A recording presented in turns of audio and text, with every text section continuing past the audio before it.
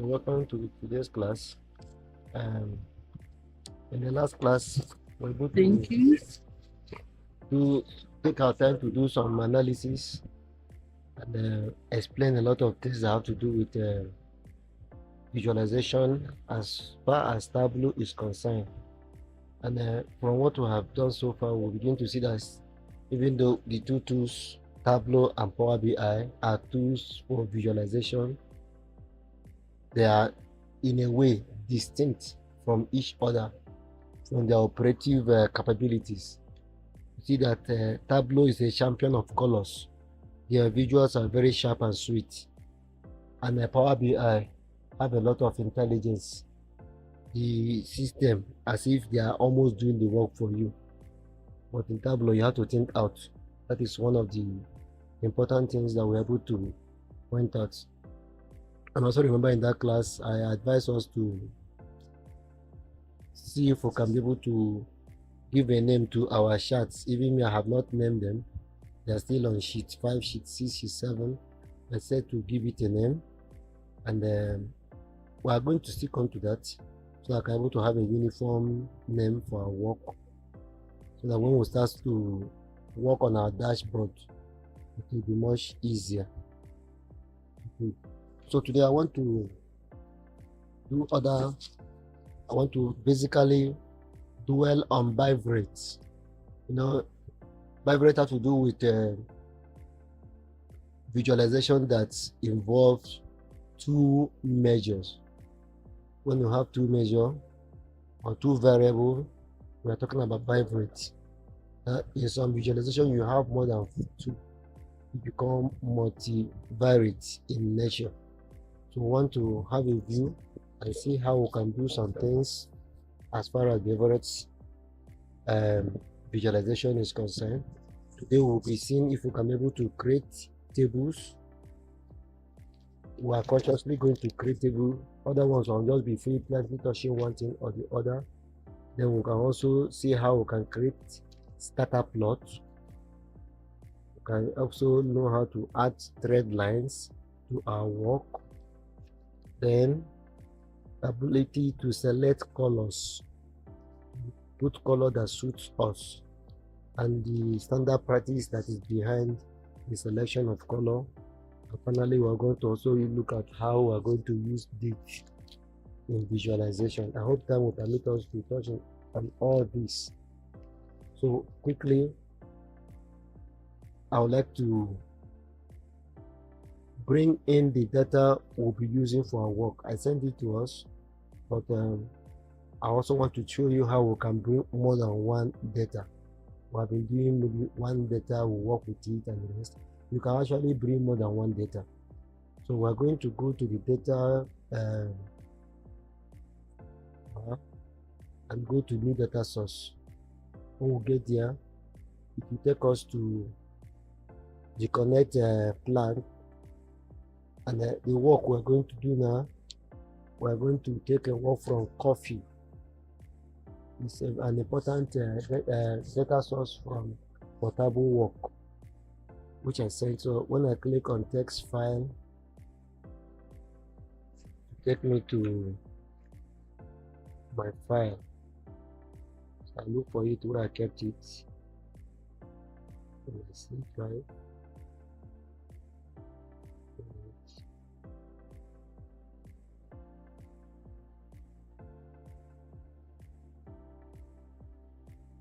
So I have a lot of data over the years. I've been gathering data.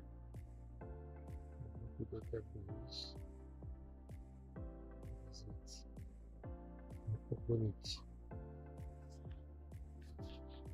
So I'm opening my coffee file. Most of the work you see, it will be in Access. Access is a kind of a miniature server that is in our system. So this is the coffee file, and I don't think there's much to be done there. The one that you have, the date file is still in number format. I will tell you what to do to convert it to proper date function, because it's coming from your CSV file or from a save file. So I will tell you what to do later. Please remind me if I forget. So I don't think this data has any challenge. So I will quickly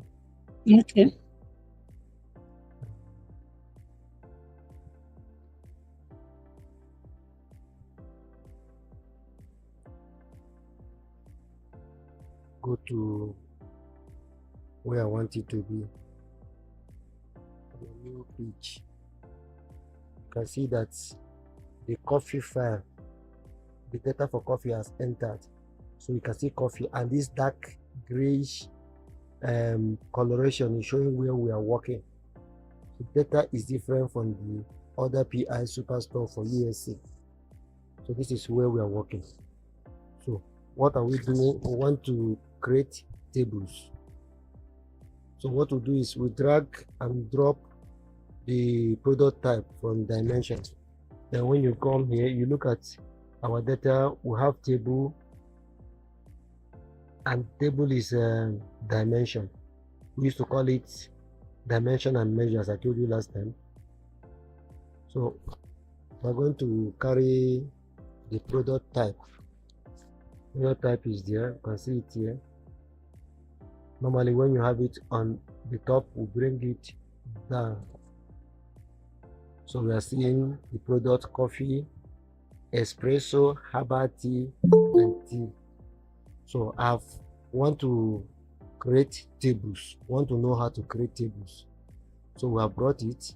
So what we did was that we came to the product type and we drag it and brought it onto our row. I can also bring it onto this canvas, it will still show. Now after you have done that, the next thing you are going to do is margin and profit. You bring it up. Where is our margin? Our margin is in calculation on major platform. We'll pick up our margin and we'll take it up. You see it has shown us a diagram. If I brought it, as I told you last time, let me remove it. If I brought it, the margin, and I took it direct to this place, it will just show me figure. So let me just repeat that step again and leave it where I brought it. So margin, we leave it up. The next thing you are going to bring is your profit. So we go to our profit and also bring it up. So when you see the profit and the margin, they are in green colors and on the column section, while the row is on blue color. This blue color shows that it is a text or a name, and the green color showing it can be used. This can be used for calculation. You know, when you have something calculation and a text, you can have important results. So this is what we have. But remember, we want to have table calculation. So the next thing we do, go down to our show me and click it down. So when you have that, you simply look for your table. And anytime you are touching on this, please be looking down. It will give you the name of what you are doing, sometimes how you can combine of possibility there. So if I touch on this, you see it will show me heat map. This is showing me highlight table. This is showing me map. So it continues like that for horizontal bar, stack bar. So what I want to do is for text table, which is this. So I just click on it. When I click on text table, I can close this again. See, it has just brought me to that place. But you are in control of what your work will look like. So you see that we have been able to create our margin and profit. But remember, you can also change this, and you can change this back. So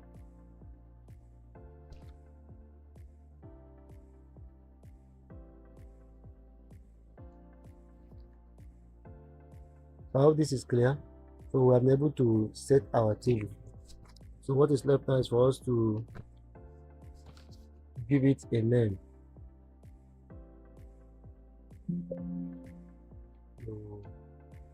let's say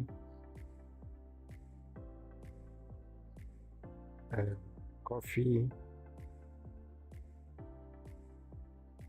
table, and you can, this was a version of can is something that we can do. So just click OK just for the sake of this, and click on the, you can click on it to just copy the name and close it back so that we can be able to put the name on the table. I hope this is okay. So we're able to create table. This is how we can create. This is how we can create table. The next one is scatter plot. If you are an economist, you agree that scatter plot is something we always do when we are looking for the line of best fit in econometrics.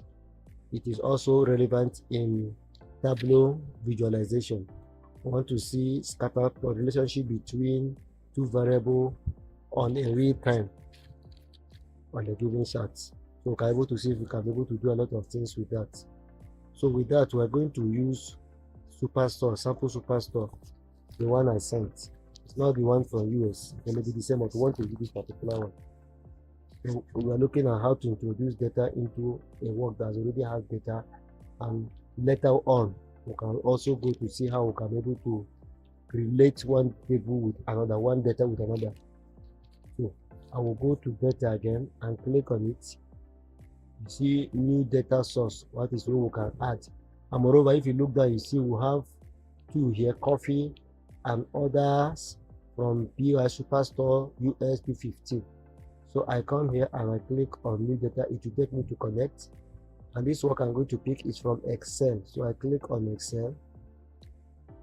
When I do that, I go to where I normally keep my work on hard drive.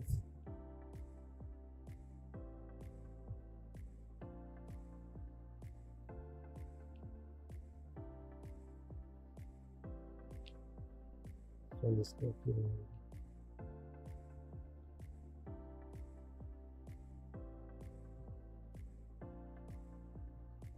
data bank. Go to the data bank.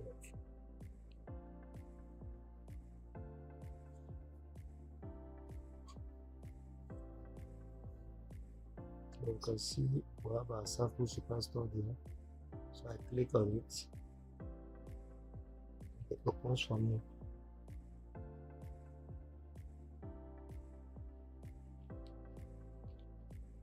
So I bring in another.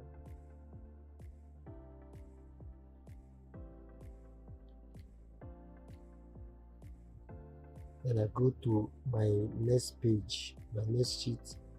I open it up, and you can see that the order from sample super now has come in and is showing by the gray or the gray color.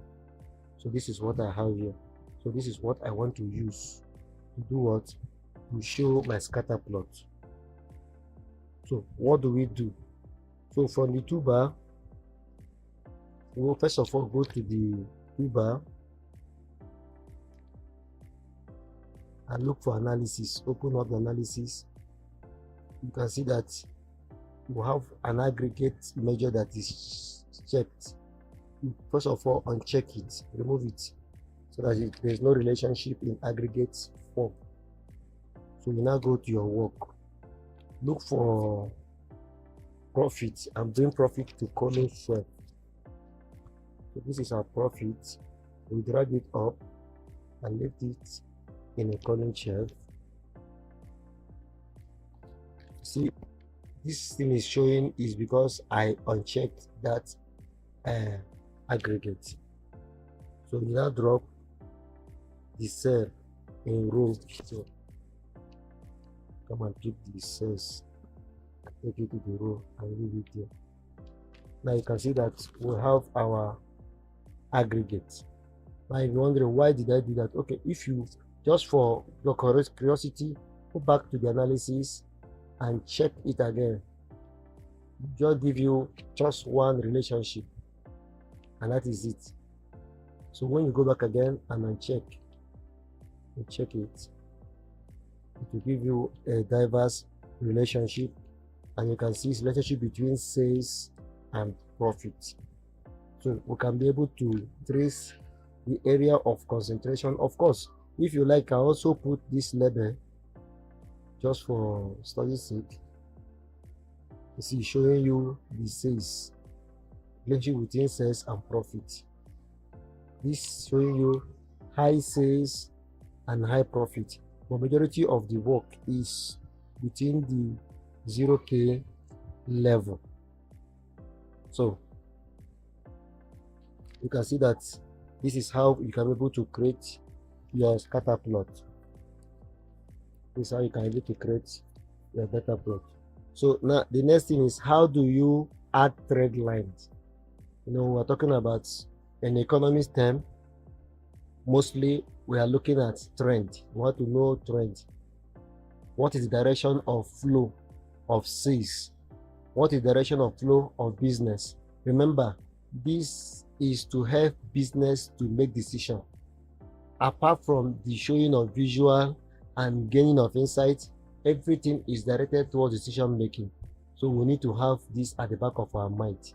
That is why the role of data analyst and data scientist is very, very critical in every organization, except those that doesn't know their onions. So this will write scatter plot so that we don't forget.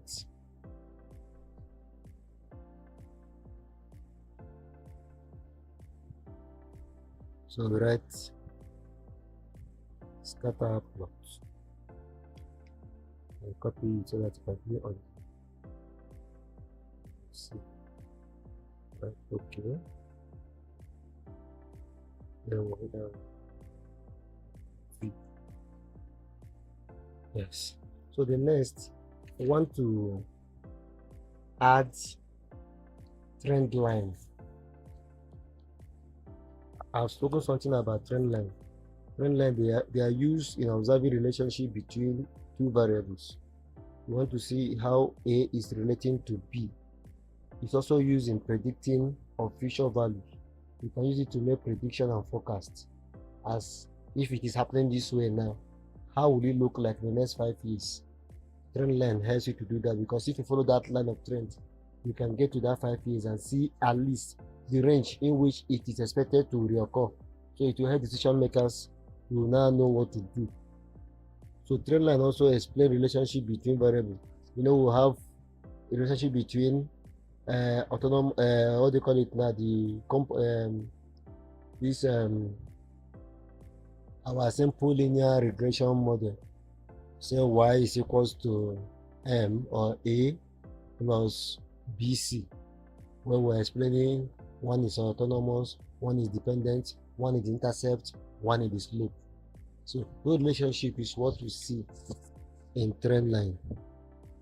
So don't forget about that. So we're going to use our sample coffee to do that. So when we go to our new page, now remember we'll have it here. All you need to do is to click on it. Anytime you click on anyone, it will give you what is there. So I click on it. It will give me all the table and measures that are in our coffee data. So having that, the next thing you will do is that you select profit and total expenses. You can select profit and total expenditure and bringing them up on the field. So let's do that. Click on profit and you click on total expenses and leave it here first. So of course, the next thing we're supposed to do.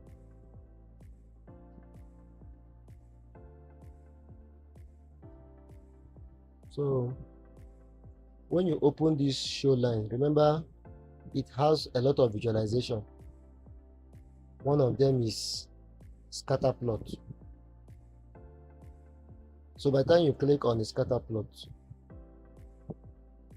it will adjust but it will not adjust very well. Because of what? We have not gone to analysis to uncheck our aggregate value. So when you uncheck your aggregate value, you can see it is giving you a new dimension. You look at how the whole thing had just scattered. So if we have gotten that, then just right click on any place on your, once you right click on your laptop, it will show you this dialog box. So this dialog box is telling you what to do. Even if you want to view your data, you can format from here. You see there's a trend line there. So we move on the trend line. Just go to the trend line, click on it, and you see that a trend line has been created.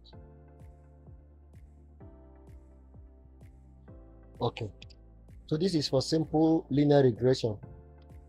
This is for simple linear regression. And another thing again, if you go on this tooltip,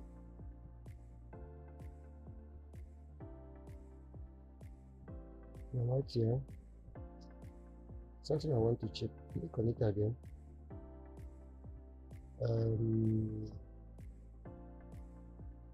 You can describe this model by clicking on this. Now you see this thing that we have just done now.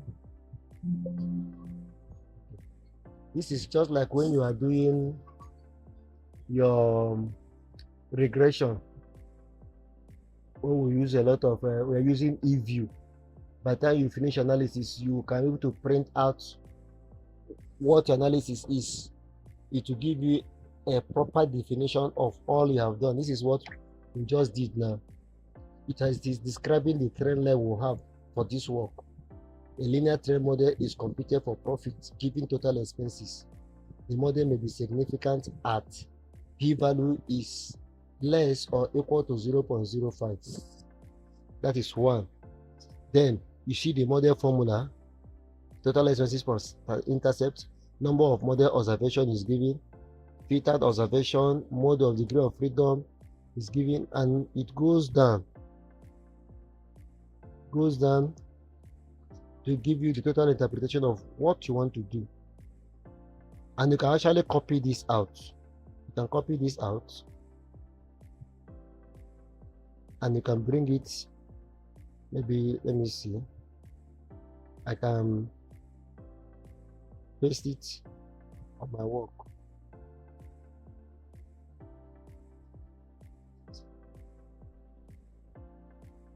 I didn't copy very well.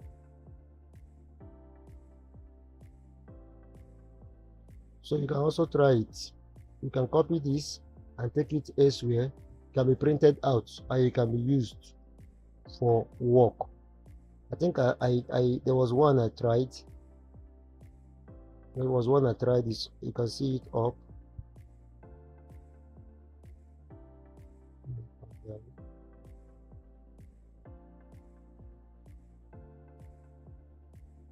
This is one I tried. You see how he was able to give everything. So that is what you can actually get on the trend line.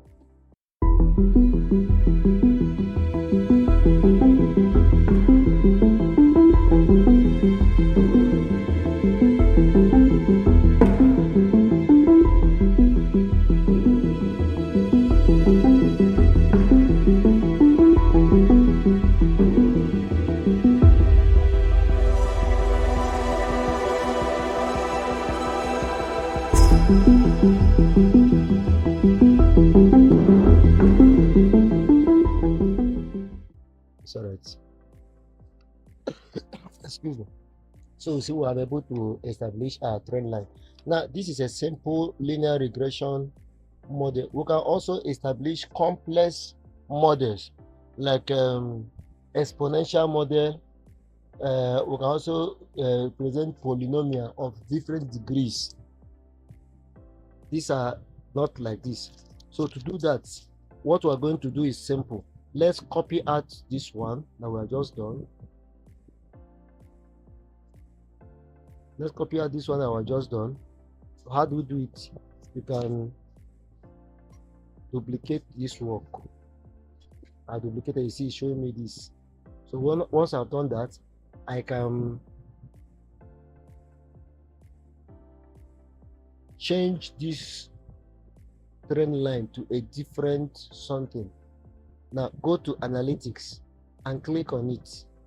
When you look at the summaries of analysis, you have constant line, average, median, and quantiles, box plot. Also have average with 95 cumulative index. We have median with 95% cumulative index. Then we also have trend line. Then we have cluster. Now what our interest is trend line. So this trend line now, how can I be able to use it? When you come drag it, once you click on dragging, you see that you are going to the same linear that we got there, we can also get it here. But I just showed you the manual pathway. If you have come here without all this, you can get this trend line. It will give you the trend line. But now you want to do logarithm or exponential or polynomial or power. All of them will show. So when you come for logarithm and you leave it here, you see the trend line has changed format and it has its interpretation. Profit is given in total expense on the inverse plus minus of the intercept and slope. Then you can see the R square is given and the p value 0.001 is a very, very strong value. Then the next thing again, you want to see another type, maybe exponential. You drop it on exponential. You see the way it is rising. Profit is moving up exponentially and the graph is going just like a curve. Then you can also go and check on polynomial. This is polynomial, and the last one is power of degrees. So this is the trend line when you come for complex complex trend line. So I can come here just to also have a differentiation and rename it and say scatter plot with complex functions, for instance, just for us to have a differentiated observation. So the other one will just be scatter plot with trend line or simple linear regression trend line. So we can rename this. So this one is just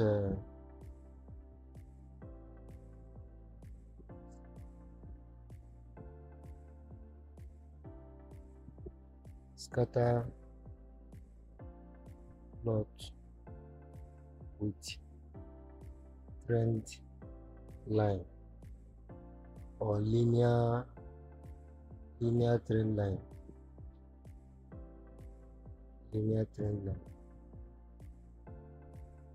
So come to see and give it a name. Okay. So we are able to touch on that to get our trend line, to get our simple linear scatter model, and also get our what do you call it, the complex. The next thing we want to do is color palette.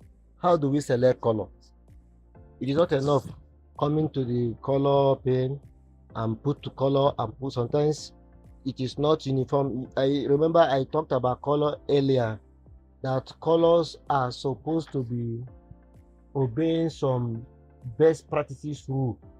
You don't just bring colors to divert or to defocus your stakeholder or your principals. It doesn't make sense, or your audience. You make sure that your color are in reading.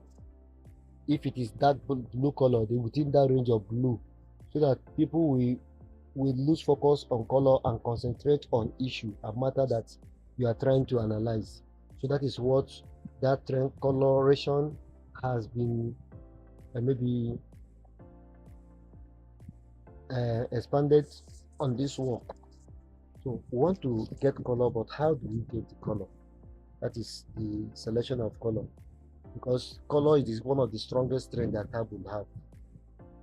And default colors are based on best practices. So the color already on Tableau are based on best practices.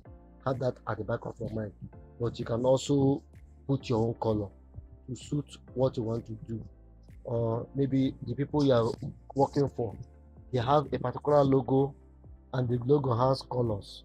So you want to work within that color of their company logo so that they will feel a sense of belonging. You feel a sense of belonging. So what do you do? Now we are going to use sample superstore for this. So go back and click on our sample superstore. So when we have done that, go to discounts and profits and bring them up. These are discounts and these are profits.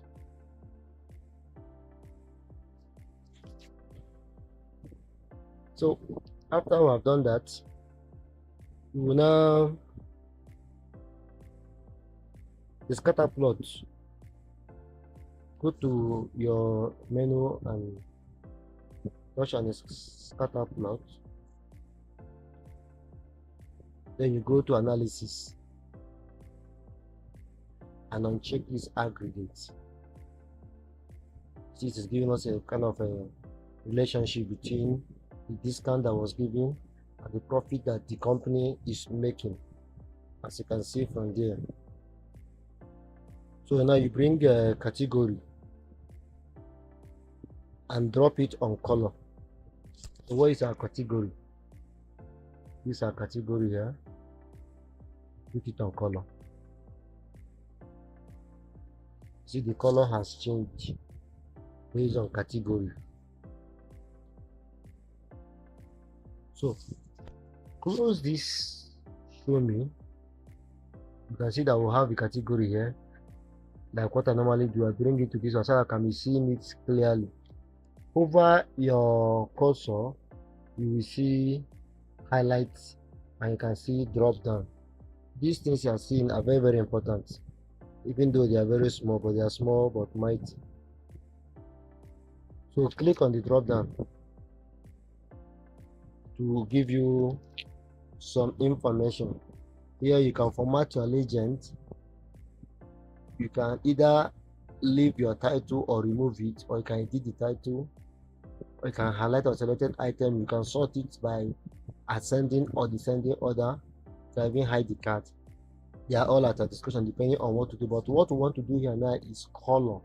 We want to format our color to how we want it to look like. So this is edit color. Click on it. When you click on it, first of all, it will show you the different categories. We have your furniture is appearing on blue, office supply is appearing on brown, and technology is on red. But this is, look at here, it is set on automatic.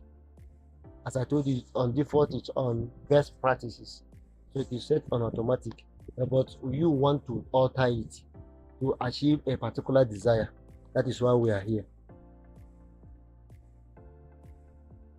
So you come to this automatic, go to this arrow side and click on it. You see that different color combinations comes up. Different color combination. Tableau 10, Tableau this, color blind, traffic lights, a lot of colors depending on what may sweeten you. Lightning water, I like that name. Lightning watermelon. So these are all colors that you can use. These are all colors that you can use. So you just pick what you want. Maybe let's see. This watermelon, let's look how it will look like, whether it will look like watermelon. I will click on watermelon. Now this is the color for watermelon. If this is what you want, if it's not what you want, go back and click again. Maybe this time around you pick lightning lights. It's okay. Oh, this one look cool. And if this is what you want, then you now go and assign the palette to this combination. So once you click on it, you can see that our colors has changed here. And then you now click OK. See, the colors has changed. So this is how you can pick color combination that didn't run foul of international or best practices when it comes to color combination rule. So that is what you can be able to get. Then we look at date. How we can also use date. Remember, what we are doing today is by variate, to measure. So what we have been picking are 2, 2, 2, 2, and we're using it to get our measure. So this one, which color? What do we now call this? Now talk about color.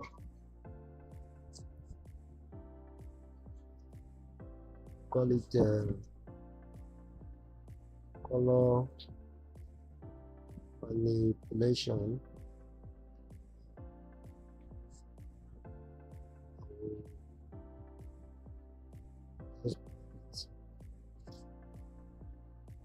Click OK.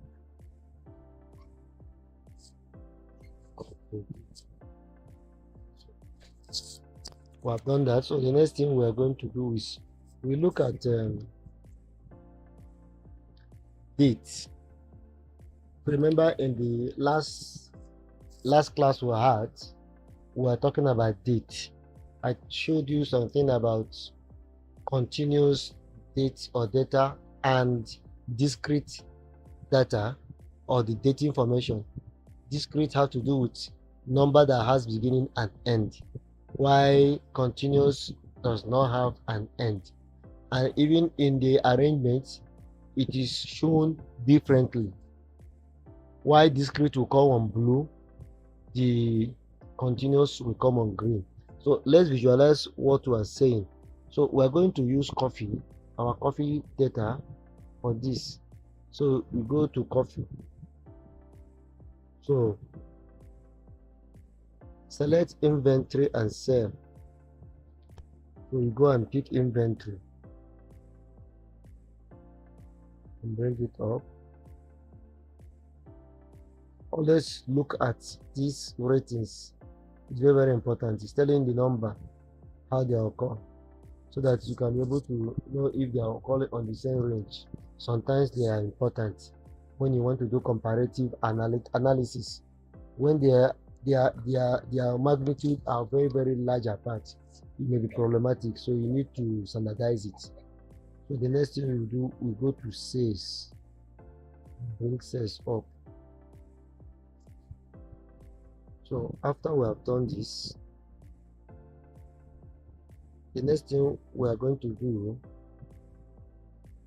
is to bring sales, what do you call it now, date. So where do we place our date? Date here. So date is separating the two. And now when you look at this date, I think I will bring this one down. Let me bring it down. Bring it down. Now when you look at this date, you discover that the date is blue, and when you open it up here and go down, it's appearing under the year that is here shown to be discrete. That is why we're having it as blue color. Also remember that the year itself has hierarchy. That's why it has this plus, which you can open and open and open. Have that at the back of your mind. But what we want to really do here, we want to introduce yet another date into the column. Let's introduce another date. we go to date and put it in a column. Now we have gotten 2 dates. So one date is showing us the year date, the other date is showing us quarter, and it's showing as this is happening. Then the next thing you do, this inventory, we can also change it from sum to average on the measure, but we want to look at the average occurrences of our inventory, and we can also change the position. Remember that this work, you have the liberty to change as you wish. As you're changing, you'll be observing and be sure that they are on the same, it is making sense to you. That is one thing you must be sure about. So from what I have just seen, discover that the 2 different years are observed. That is one. And secondly, the visuals for each of the year, for average inventory for 2012 and average inventory for 2013 are observed. Then the sales volume are also observed.